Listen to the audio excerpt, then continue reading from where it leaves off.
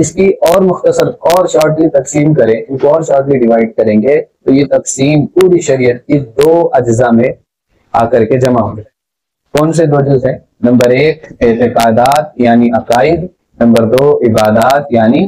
اعمال۔ یہ ایسے اجزاء ہیں کہ جن میں پوری شریعت ہم سمو سکتے ہیں اور سمجھ سکتے ہیں، دیکھ سکتے ہیں۔ اب ان اعتقادات یعنی عقائد اور عبادات یعنی اعمال کے درمیان مقدم کیا ہے، اصل کیا ہے، اور فرع کیا ہے، مؤخر کیا ہے، یہ سمجھنا۔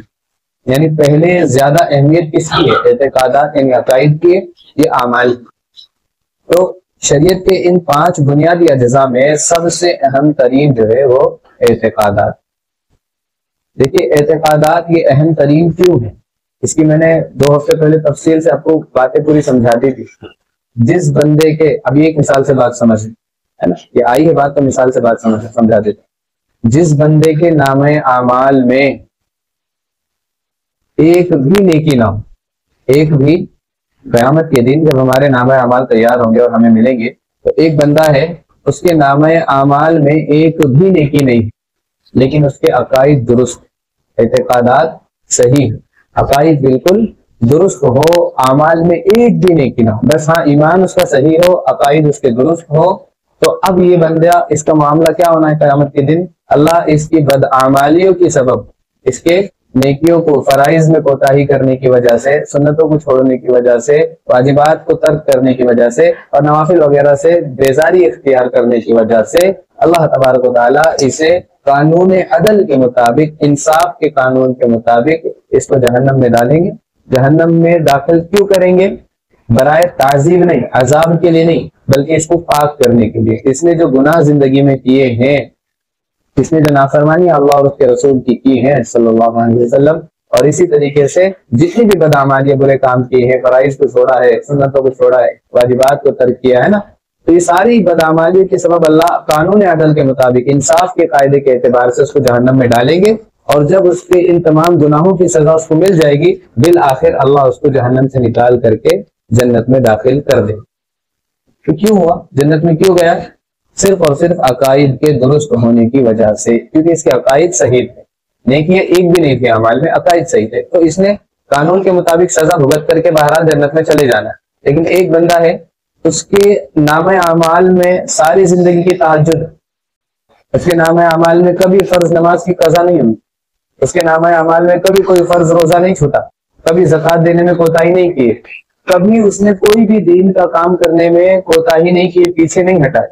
لیکن اس کے عقائد خراب،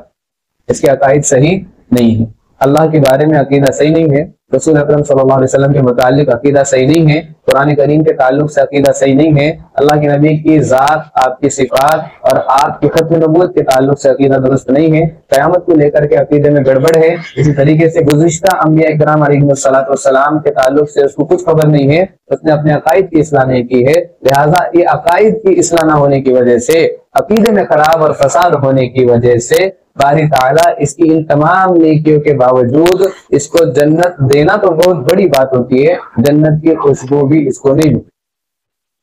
اور اس کو کون سی جہنم ملے گی؟ ہمیشہ ہمیشہ والی جہنم۔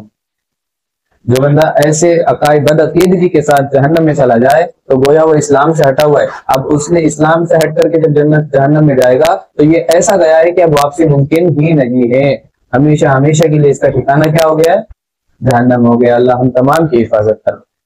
تو عقائد اگر درست ہے تو اعمال کی کمی بیشی اللہ اگر اپنے فضل و کرم سے چاہے تو درگزر بھی فرما سکتے ہیں، اور اگر اللہ قانون عدل کے مطابق، انصاف کے قانون کے مطابق درگزر نہ فرمائے بلکہ عذاب دے، پہلے سزا دے، اور سزا دینے کے بعد بہرحال جنت میں اس کو داخل کر دیں گے، عقائد اگر صحیح ہوں گے تو ہم نے یہاں پر جو ہے اپنے عقائد ہی کی اصلاح کریں